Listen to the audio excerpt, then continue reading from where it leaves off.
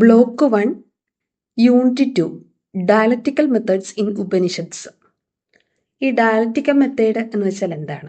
ദ്വന്ദ്വാത്മക രീതി, ചിന്താ പദ്ധതി അല്ലെങ്കിൽ വാദപ്രതിവാദ രീതികൾ എന്നൊക്കെ നമുക്കതിനെ പറയാം.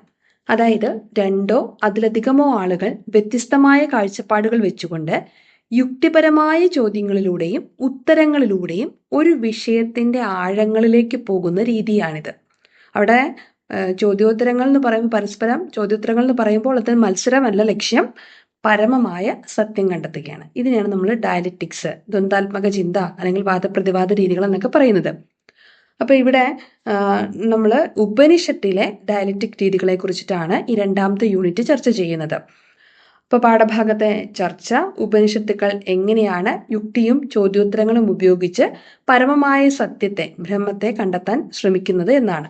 അപ്പൊ ഇതിന്റെ പഠന ലക്ഷ്യങ്ങൾ എന്ന് പറയുന്നത്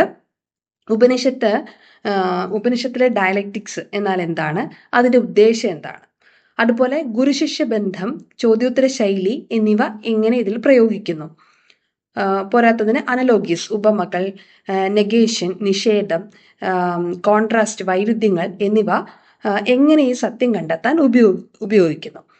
പിന്നീട് ബ്രഹ്മൻ ആത്മസാക്ഷാത്കാരം, ഈ അന്വേഷണത്തിലെ ഡയലക്റ്റിക് മെത്തേഡിന്റെ പങ്ക്, ഇത്രയും കാര്യങ്ങളാണ് ഈ ചാപ്റ്ററിലൂടെ, ഈ യൂണിറ്റിലൂടെ ലക്ഷ്യം വെക്കുന്നത്.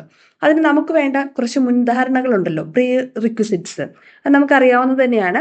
ഉപനിഷത്തുക്കൾ മനസ്സിലാക്കാൻ ഭാരതീയ തത്വചിന്തയിലെ അടിസ്ഥാന കാര്യങ്ങൾ അറിഞ്ഞിരിക്കണം.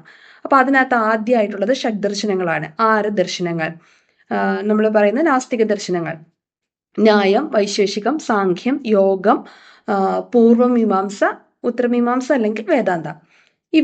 ഇവയറിയാം. അതുപോലെ തന്നെ വേദിക് ലിറ്ററേച്ചറിനെ കുറിച്ച് കഴിഞ്ഞ ചാപ്റ്ററിൽ പഠിച്ചു. ഇതിന്റെ 4 ഭാഗങ്ങള്: സംഹിത, സ്തുതിഗീതങ്ങൾ, ബ്രാഹ്മണം, അനുഷ്ഠാനങ്ങളായിട്ടുള്ളത്, ആരണ്യകം, ധ്യാനം, മെഡിറ്റേഷൻ, ഫോറസ്റ്റ് ബുക്സ് നമ്മൾ പറഞ്ഞത്, പിന്നെ ഉപനിഷത്ത്, ദാർശനിക അന്വേഷണം, വേദാന്തം. അപ്പോൾ ഇതൊക്കെ അറിഞ്ഞിരിക്കണം. പിന്നെ ഇതിനകത്തെ പ്രധാന പദങ്ങളായിട്ടുള്ള ആത്മൻ, ബ്രഹ്മൻ, സത്ത്, ചിത്ത്, ആനന്ദ, വിദ്യ, അവിദ്യ, ഇത്രയും അറിയണം. അതുപോലെ തന്നെ ചർച്ചകളുടെ 3 രീതികൾ, ടൈപ്സ് ഓഫ് ഡിബേറ്റ്സ്, ന്യായവും മീമാംസയും അനുസരിച്ചിട്ട് ഡിബേറ്റ്സ് അവര് 3ആയിട്ട് തരംതിരിക്കുന്നുണ്ട്. വാദ, അതുപോലെ തന്നെ ജൽപ, വിദന്ത. അപ്പം ഇതൊക്കെ നമ്മൾ ഈ ചാപ്റ്ററിലൂടെ കടന്നു പോകുന്നതിന് മുമ്പ് അറിഞ്ഞിരിക്കേണ്ട കുറച്ച് കാര്യങ്ങളാണ്. നമുക്ക് ചുരുക്കത്തിൽ ഉപനിഷത്തുകൾ കേവലം അനുഷ്ഠാനങ്ങളെ പിന്തുടരുന്നതിന് പകരം യുക്തിയും ചോദ്യങ്ങളും ഉപയോഗിച്ച് ഞാൻ ആരാണ്, എന്താണ് പരമമായ സത്യം എന്ന് അന്വേഷിക്കുന്നതാണെന്നൊക്കെയുള്ള കാര്യങ്ങൾ നമ്മൾ മുൻപേ പഠിച്ചു വെച്ചിട്ടുണ്ട്. ഇനി ഉപനിഷത്തുക്കളുടെ ഡയലക്റ്റിക്സിനെ ഒരു ആമുഖം, introduction to dialectics in the Upanishad, അതാണ് നമ്മുടെ തുടക്കം, ചാപ്റ്ററിന്റെ തുടക്കം. ഭാരതീയ പാരമ്പര്യത്തിൽ ചർച്ചകളെ 3ആയി തരംതിരിക്കുന്നു. നമ്മൾ ചർച്ചകളെ കുറിച്ചിട്ടാണ് തുടങ്ങുന്നത്. ഇത് പാശ്ചാത്യ തത്വചിന്തകരായ സോക്രട്ടീസ്, ഹേഗൽ തുടങ്ങിയവരുടെ രീതികളോട് സാമ്യമുള്ളത് ആണെന്ന് ഇവിടെ പറയപ്പെടുന്നു. അപ്പൊ ചർച്ചകൾ എന്ന് പറഞ്ഞാൽ 3 എന്ന് നമ്മൾ കുറച്ചു നേരം മുമ്പ് ന്യായത്തിന്റെ ഇത് വെച്ചിട്ട് നമ്മൾ പറഞ്ഞിരുന്നു. അതായത് വാദ, ജൽപ, വിദന്ത. വാദം, സത്യത്തിനായുള്ള മാന്യമായ ചർച്ചയാണ്. ഇത് വെറുതെ വാദിക്കുക എന്നുള്ളതല്ല, ജെനുവിൻ ഡിസ്കഷൻ ആണ് ഇവിടെ വാദം എന്നതുകൊണ്ട് ഉദ്ദേശിക്കുന്നത്. ജൽപ എന്ന് വെച്ചാൽ കോമ്പറ്റീറ്റീവ് ഡിബേറ്റ് ആണ്. എങ്ങനെയെങ്കിലും ജയിക്കാൻ നടത്തുന്ന വാദപ്രതിവാദം എന്ന ഒരർത്ഥം അവിടെ ജൽപ്പയ്ക്ക് വരാമല്ലോ. പിന്നെ വിദന്ത, സ്വന്തം ഭാഗം സ്ഥാപിക്കാതെ മറ്റുള്ളവരുടെ വാദങ്ങളെ നശിപ്പിക്കുകയാണ് ചെയ്യുന്നത്. ഉപനിഷത്ത് ചർച്ചയുടെ പ്രത്യേകതകളിലേക്കാണ് അടുത്തതായിട്ട് നമ്മൾ കാണുന്നത്. അതായത് ഉപനിഷത്ത് എന്ന് വെച്ചാൽ ആത്മീയ ഉപദേശമല്ല, യുക്തിസഹമായ അന്വേഷണങ്ങളാണ്. ഇതിന്റെ ലക്ഷ്യം തർക്കത്തിൽ ജയിക്കുകയല്ല, മറിച്ച് ബ്രഹ്മത്തെ, സത്യത്തെ കണ്ടെത്തുകയാണ്. അപ്പം ഇനി നമ്മൾ ചോദ്യോത്തര രീതിയെ നമ്മൾ കാണുന്നുണ്ട്. അതിലേക്ക് കടക്കാം. ഡയലക്റ്റിക്കൽ സ്റ്റൈൽസ് ഇൻ ഏർലി ഉപനിഷത്തിനെ കുറിച്ചാണല്ലോ പറയുന്നത്. അതായത് ഉപനിഷത്ത് ചർച്ചയുടെ പ്രത്യേകതകളെ കുറിച്ച്. അപ്പൊ അതിനകത്ത് ഒന്നാണ് ചോദ്യോത്തര രീതി, പ്രശ്ന ഉത്തര മെത്തേഡ്. ഈ മെത്തേഡ് അനുസരിച്ചിട്ട് നമ്മൾ കാണുന്നുണ്ട് ശ്വേതകേതു, നചികേതസ്, ഇത് തന്നെ ഇനിയും വരുന്നുണ്ട്. അപ്പോൾ ഇവരൊക്കെ ശിഷ്യന്മാര് ആത്മാവിനെക്കുറിച്ചും മരണത്തെക്കുറിച്ചും പ്രപഞ്ചത്തെക്കുറിച്ചും ആഴത്തിലുള്ള ചോദ്യം ചോദിക്കുന്നു. ഗുരു നേരിട്ട് ഉത്തരം നൽകുന്നതിന് പകരം മറു ചോദ്യങ്ങളിലൂടെ അല്ലെങ്കിൽ ഉദാഹരണങ്ങളിലൂടെയും ഒക്കെ ശിഷ്യനെ ചിന്തിപ്പിക്കുകയാണ്. അപ്പോൾ ഈ ചോദ്യോത്തര രീതി എന്ന് പറയുന്നത് കേവലം ചോദ്യം കൃത്യ ഉത്തരം എന്നല്ല, മറിച്ച് മറു ചോദ്യങ്ങളിലൂടെ ശിഷ്യനെ അതിലേക്ക് എത്തിക്കുന്നു. അതുപോലെ തന്നെ നമ്മൾ കാണുന്നുണ്ട് പ്രശ്നോപനിഷത്ത്. ഇത് പൂർണ്ണമായും ചോദ്യോത്തര രീതിയിലാണ്. 6 ശിഷ്യന്മാര് പിപ്പലാദൻ എന്ന മഹർഷിയിലോട് ചോദ്യങ്ങൾ ചോദിക്കുന്നതിലൂടെയാണ് ഇവിടെ വിജ്ഞാനം വികസിക്കുന്നത്. അപ്പം ഇവിടെ അറിവ് നേടുന്ന പ്രക്രിയയിൽ അന്വേഷണം, എൻക്വയറിക്കും അതുപോലെ തന്നെ ഡയലക്റ്റിക്സിനും പ്രാധാന്യം കാണുന്നുണ്ട്. ഇനി രണ്ടാമത്തെ ഒരു സവിശേഷത എന്ന് പറയുന്നത് ഗുരു ശിഷ്യ സംവാദം തന്നെയാണ്. ഇപ്പൊ നമ്മൾ പറഞ്ഞത് തന്നെ പഠനം ഏകപക്ഷീയമല്ല, മറിച്ച് ഗുരു ശിഷ്യ സജീവ ആശയവിനിമയമാണ് അവിടെ നടക്കുന്നത്. അതിന്റെ സവിശേഷത ശിഷ്യന്റെ സംശയങ്ങള് ചർച്ചയുടെ ദിശയെ നിശ്ചയിക്കുന്നു.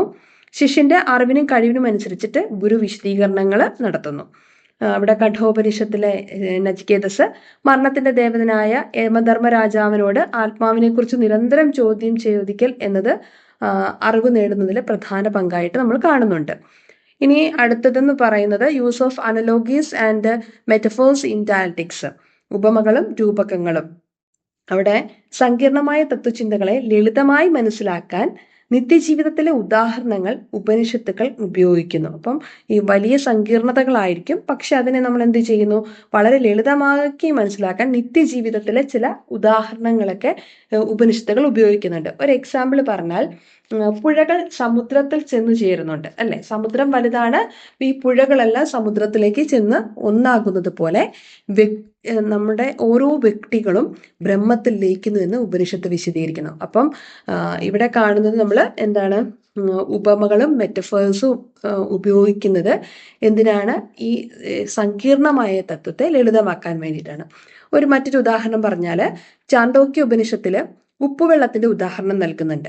അതായത് വെള്ളത്തിൽ കലക്കിയ ഉപ്പിനെ കാണാൻ കഴിയില്ല അല്ലെ, പക്ഷെ അത് എല്ലായിടത്തും എന്ത് ചെയ്യുന്നു, വ്യാപിച്ചു നിൽക്കുന്നു. അതുപോലെ ആത്മാവും പ്രപഞ്ചത്തിൽ നിറഞ്ഞു നിൽക്കുന്നു. അപ്പൊ എവിടെ നിന്ന് എടുത്തു നോക്കിയാലും, എവിടെ നിന്ന് എടുത്ത് രുചിച്ച് നോക്കിയാലും ഉപ്പ് രസം അനുഭവിക്കാൻ പറ്റുന്നത് പോലെ എവിടെ നോക്കിയാലും ഈ പ്രപഞ്ചത്തിൽ ആകെയും എന്തുണ്ട്, ആത്മൻ തന്നെയാണ് ഉള്ളത് എന്നുള്ള ആ സത്യത്തെ ചെറിയ ഒരു ഉപ്പിന്റെ ഒരു ഉപമിച്ചുകൊണ്ട് അല്ലെങ്കിൽ അതിനെ സാദൃശ്യപ്പെടുത്തിക്കൊണ്ട് ഇവിടെ ഉപയോഗിച്ചിരിക്കുന്നതിനെ കുറിച്ചാണ് പറഞ്ഞിരിക്കുന്നത്. ഇനി പ്രോഗ്രസീവ് നെഗേഷൻ ആണ്, അതായത് നേതി അതിനെ ഒരു ഡയലക്റ്റിക്കൽ ടൂളായിട്ട് ഉപയോഗിക്കുന്നു. ഇതല്ല എന്നാണ് ഇതിന്റെ അർത്ഥം എന്ന് നമുക്കറിയാം. നേതി അറിവില്ലായ്മയെ നീക്കം ചെയ്ത് സത്യത്തിലേക്ക് എത്താനുള്ള ഒരു രീതിയാണ് നേതി. ഇതിന്റെ സവിശേഷത നമ്മുടെ ശരീരമോ മനസ്സോ ചിന്തകളോ ഒന്നുമല്ല യഥാർത്ഥ സത്യമെന്ന് ഓരോന്നായി നിഷേധിക്കുകയാണ്. ഇത് ശരീരമല്ല, ഇത് മനസ്സല്ല, ഇത് ചിന്തയല്ല. ഇവിടെ നചേന്ദ്രിയാണിന മനോ ബുദ്ധിർണ ചിത്തം വപു എന്നൊക്കെ ശ്രീനാരായണ ഗുരുദേവ തൃപാദങ്ങൾ പറയുന്നുണ്ട്. അപ്പൊ അതുപോലെ ഇവിടെ ഓരോന്നും ഇതല്ല എന്ന് നിഷേധിച്ചുകൊണ്ട് വാക്കുകൾക്കും ചിന്തകൾക്കും അപ്പുറത്തുള്ള പരമമായ സത്യത്തെ കണ്ടെത്താൻ സഹായിക്കുന്നു. അതാണ് പ്രോഗ്രസീവ് നെഗേഷൻ അല്ലെങ്കിൽ നേതി ആസ് എ ഡയലക്റ്റിക്കൽ ടൂൾ എന്നതുകൊണ്ട് ഉദ്ദേശിക്കുന്നത്. ഇനി ഡയലക്റ്റിക്കൽ കോൺട്രാസ്റ്റ് ആണ്. ബീയിങ് ആൻഡ് നോൺ ബീയിങ് എന്നുള്ളതാണ്. അതായത് വിപരീതങ്ങളുടെ സമന്വയം. ബീയിങ് എന്ന് വെച്ചാൽ സത്ത്, നോൺ ബീയിങ് എന്ന് വെച്ചാൽ അസത്ത്. ഇങ്ങനെയുള്ള ഇതുപോലുള്ള വിപരീതങ്ങളെ കുറിച്ചുള്ള പഠനമാണിത്. അപ്പൊ ഇതിന്റെ സവിശേഷത എന്ന് വെച്ചാൽ വിപരീതങ്ങളെ തള്ളിക്കളയുന്നതിന് പകരം അവയെ സംയോജിപ്പിച്ച് സമന്വയിപ്പിച്ച് ചിന്തയെ കൂടുതൽ ഉന്നതമാകുന്ന തലത്തിൽ എത്തിക്കുകയാണ്. ഇവിടെ ചാന്തോക്യ ഉപനിഷത്ത് പറയുന്നത് തുടക്കത്തിൽ സത്ത് മാത്രമേ ഉണ്ടായിരുന്നുള്ളൂ എന്നാണ്. ഇത്തരം വൈരുദ്ധ്യങ്ങളെ വിശകലനം ചെയ്യുന്നത് തത്വചിന്തയെ കൂടുതൽ തെളിച്ചമുള്ളതാക്കും. വിദ്യ അവിദ്യ നമ്മൾ കാണുന്നുണ്ട്. ഈശാവാസ്യത്തില് വിദ്യ അവിദ്യകൾ രണ്ടും കണ്ടറിഞ്ഞവരെ കുറിച്ച് പറയുന്നുണ്ട്. അപ്പൊ ഈ വിദ്യ എന്ന് വെച്ചാൽ ആത്മജ്ഞാനം, അവിദ്യ പ്രപഞ്ചജ്ഞാനം. അപ്പം dialectics of knowledge and ignorance, വിദ്യ അവിദ്യ, ഇതിന്റെ ദ്വന്ദ്ഭാവത്തെ കുറിച്ചിട്ടാണ്, യുക്തിചിന്തയെ കുറിച്ചിട്ടാണ് അടുത്തതായിട്ട് പറയുന്നത്. അപ്പൊ വെറും വിദ്യ പിന്തുടർന്നാൽ ഇരുട്ടിലേക്ക് പോകും, അവിദ്യയെ മാത്രം പിന്തുടർന്നാൽ അതിലും വലിയ ഇരുട്ടിൽ പോകുമെന്നും സത്യമായ അറിവിനെ അറിയാൻ ഇവ രണ്ടിനെയും കണ്ടറിയണമെന്നും അവിദ്യ ആത്മീയ വളർച്ചയുടെ ഒരു ഘട്ടമായിട്ട് തന്നെ അവിടെ വരുന്നതും നമുക്ക് മനസ്സിലാക്കാൻ സാധിക്കും. അപ്പം ഇങ്ങനെയുള്ള കാര്യങ്ങളാണ് ഇതിൽ കാണുന്നത്. അതായത് വിവിധ ഉപനിഷത്തുക്കളില് ഈ ഡയലക്റ്റിക് രീതി ഉപയോഗിച്ചിരിക്കുന്നത് എങ്ങനെ? ഛാന്തോക്യ ഉപനിഷത്തില് ഉദ്ദാലക അരുണി തന്റെ മകനായ ശ്വേതകേതുവിനെ ചോദ്യോത്തരത്തിലൂടെ തത്വമസി, അതായത് അത് നീയാകുന്നു എന്ന മഹാവാക്യത്തിൽ എത്തിക്കുന്നത് നമ്മൾ കാണുന്നു. അതുപോലെ തന്നെ ബൃഹദാരണ്യകത്തിലെ യാജ്ഞവൽക്യ മഹർഷി പല വ്യക്തികളുമായി നടത്തുന്ന സംവാദം ആത്മാവിന്റെ സങ്കീർണതയെ അഴിച്ചുകൊണ്ടുവരുന്നത് നമ്മൾ കാണുന്നു. കേനോപനിഷത്തില് ബ്രഹ്മത്തിന്റെ സാന്നിധ്യത്തിന് മുൻപിൽ ദേവന്മാർക്ക് തങ്ങളുടെ അറിവില്ലായ്മ ബോധ്യപ്പെടുന്നതിലൂടെ അഹംഭാവം മാറുന്നത് നമ്മൾ കാണുന്നു. കഠോപനിഷത്തില് നചികേതസ് വിട്ടുവീഴ്ചയില്ലാതെ മരണം, അമരത്വം എന്നതിലേക്ക് വന്ന് ആ വലിയ സത്യങ്ങൾ പുറത്തു കൊണ്ടുവരുന്നതും ഈ ഡയലക്റ്റിക് മെത്തേഡിലൂടെയാണെന്ന് നമ്മൾ ചിന്തിക്കേണ്ടിയിരിക്കുന്നു. ഇനി അടുത്തത് contribution of dialectical method to Vedanta schools. Vedanta സ്കൂളുകളിലേക്കുള്ള സ്വാധീനം. ഉപനിഷത്ത് ഈ പ്രകാരമുള്ള ചോദ്യോത്തരങ്ങളിലൂടെ യുക്തിയുടെയും ആ രീതിയാണ് അവലംബിച്ച രീതിയാണ് ശങ്കരന്റെ അദ്വൈതം, രാമാനുജരുടെ വിശിഷ്ടാദ്വൈതം, മധ്വാചാര്യരുടെ ദ്വൈതം എന്നീ ദർശനം രൂപപ്പെടുവാൻ കാരണമായത്. അതായത് ഒരേ ഉറവിടത്തിൽ നിന്ന് തന്നെ വ്യത്യസ്തമായ ചിന്താധാരകൾ ഉണ്ടായത് ഈ ഡയലക്റ്റിക്കൽ രീതിയുടെ പ്രത്യേകതയാണ്. പിന്നീട് ലാസ്റ്റ് പോർഷനിൽ എത്തുന്നത് philosophical significance and contemporary relevance, സമകാലീന പ്രസക്തി. തുറന്ന മനസ്സോടെയുള്ള ചോദ്യം ചെയ്യലിനും സംവാദങ്ങൾക്കും പ്രാധാന്യം നൽകുന്നതാണ് ഈ സംവാദാത്മക രീതി അല്ലെങ്കിൽ ഡയലക്റ്റിക്കൽ മെത്തേഡ്. മതപരമായ ചർച്ചകൾക്കും ആധുനിക വിദ്യാഭ്യാസ രീതികൾക്കും ഇത് മാതൃകയാണ്. വാഗ്വാദങ്ങൾ മറ്റുള്ളവരെ തോൽപ്പിക്കാനല്ല, മറിച്ച് സത്യം കണ്ടെത്താൻ വേണ്ടിയുള്ളതാണെന്ന വലിയൊരു പാഠം ഇത് നൽകുന്നു. ഇത്രയാണ് ഈ ചാപ്റ്ററിൽ നമ്മൾ കടന്നു പോകുന്ന പോയിന്റ്സ്. ഇനി റീക്യാപ്പാണ്. First portion, dialectics in the Upanishads combines philosophy and spirituality. തത്വചിന്ത, ആത്മീയത, ഇതിനെ ഉപനിഷത്തിലെ ഈ രണ്ട് മേഖലകളെ ഈ സംവാദാത്മകത അല്ലെങ്കിൽ ഈ ഡയലക്റ്റിക്സ് കമ്പൈൻ ചെയ്യിക്കുന്നു. It appears as structured dialogue and debate and not mere revelation. ഇതിലെ സംവാദവും തർക്കവും ഒക്കെ സത്യം കണ്ടെത്തുന്നതിന് ആ രീതിയിലേക്ക് സ്ട്രക്ചേർഡ് ആണ്. അതുപോലെ തന്നെ ദ ക്വസ്റ്റ്യൻ ആൻസർ, പ്രശ്ന ഉത്തര ഫോർമാറ്റ് എൻകറേജ് എൻക്വയറി. പ്രശ്നോത്തര രീതി അന്വേഷണത്തിനെ എൻകറേജ് ചെയ്യുന്നു. The guru shishya dialogue promotes two way learning. അങ്ങോട്ടും ഇങ്ങോട്ടുമുള്ള പഠനത്തിന് ഗുരുശിഷ്യ സംവാദങ്ങൾ പ്രൊമോട്ട് ചെയ്യുന്നു. Nachiketas persistence in Katha Upanishad shows true enquiry. നചികേതസിന്റെ ഈ ഒരു സംവാദങ്ങൾ കഠോപനിഷത്തിൽ നമ്മളെ ആ ട്രൂ എൻക്വയറിലേക്ക് നയിക്കുന്നു. Analogies explain abstract truth through concrete examples. ഉപമകള് അമൂർത്തമായ സത്യത്തിനെ മൂർത്തമായ എക്സാമ്പിളുകളിലൂടെ എക്സ്പ്ലെയിൻ ചെയ്യുന്നു. പിന്നീട് നമ്മൾ കാണുന്നു the river ocean metaphor symbolises unity വിത്ത് ബ്രഹ്മൻ. പുഴകൾ നദിയിലെത്തുന്ന ആ ഒരു രൂപകം ബ്രഹ്മത്തിൻ്റെ യൂണിറ്റിയെ സിമ്പിളാകുന്നു. അതുപോലെ തന്നെ neti teaches knowledge through negation. ഇതല്ല എന്ന് കാണിക്കുന്നത് സത്യത്തെ കണ്ടെത്താനായിട്ട് നമ്മളെ സഹായിക്കുന്നു. It removes false ideas to approach ultimate reality. തെറ്റായ ഐഡിയകളെ റിമൂവ് ചെയ്യുന്നു. അതിനുശേഷം നമുക്ക് അൾട്ടിമേറ്റ് റിയാലിറ്റിയിലേക്ക് എത്താൻ സാധിക്കുന്നു. ഇത് ഉപനിഷത്ത് reconcile contradictions through higher synthesis. Upanishad higher സിന്തസിസിനുള്ള കോൺട്രഡിക്ഷൻസിനെ റീകൺസിൽ ചെയ്യുന്നു. Knowledge and ignorance both aid spiritual growth. നോളജും ഇഗ്നോറൻസും സ്പിരിച്വൽ ഗ്രോത്തിന് ഒരുപോലെ ഘട്ടങ്ങളാണ്. Chandogya's Tattvamasi teaches identity of self and Brahman. Tattvamasi സെൽഫിൻ്റെയും ബ്രഹ്മൻ്റെയും ഐഡന്റിറ്റിയെ വെളിപ്പെടുത്തുന്നു. Kenopanishad shows humility before the mystery of Brahman. കേനത്തിലേക്ക് വരുമ്പോൾ ബ്രഹ്മൻ്റെ മിസ്റ്ററിയെ അതിനെ വെളിപ്പെടുത്തുന്നു. Kathopanishad explore death through dialogue. കഠോപനിഷത്തിൽ എന്താണ് ഡയലോഗുകളിലൂടെ ഡെത്തിൻ്റെ പിന്നിലുള്ള അമരത്വത്തിൻ്റെ സത്യത്തിലേക്ക് നമ്മളെ എത്തിക്കുന്നു. The aim of dialectics is realisation, not argument. ഡയലക്റ്റിക്സിന്റെ ലക്ഷ്യമെന്ന് പറയുന്നത് റിയലൈസേഷൻ ആണ്, ഒരിക്കലും തർക്കങ്ങളല്ല. Shankara, Ramanuja and Madhva used dialectical reasoning differently. ഈ ഒരു സത്യത്തെ തന്നെ ഡയലക്റ്റിക്കൽ റീസണിങ് വ്യത്യസ്തമായ ഭാവങ്ങളിലൂടെ ശങ്കരനും രാമാനുജനും മാധ്വാചാര്യനും വ്യത്യസ്തമായിട്ട് അവതരിപ്പിച്ചു. Upanishads dialectics remain relevant for modern philosophical practices. ഈ മോഡേൺ ഫിലോസഫിക്കൽ പ്രാക്ടീസിനും ഈ ഉപനിഷത്ത് ഡയലക്റ്റിക്സ് വളരെ പ്രസക്തമാണ്. Objective questions. Which three forms of discussions are mentioned in Indian dialectical tradition?